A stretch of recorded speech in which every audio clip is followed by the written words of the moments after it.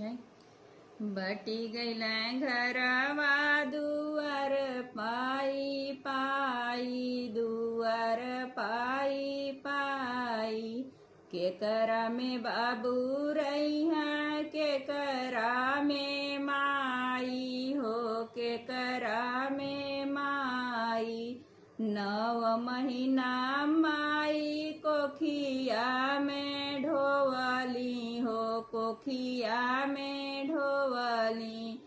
मथवा जे चूमी चूमी दूधवा पियवली हो दूधवा पियवली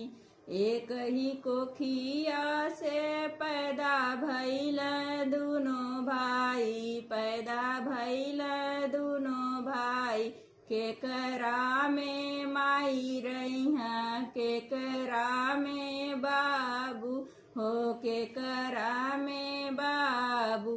बटी गईल घरवा दुआर पाई पाई दुआर पाई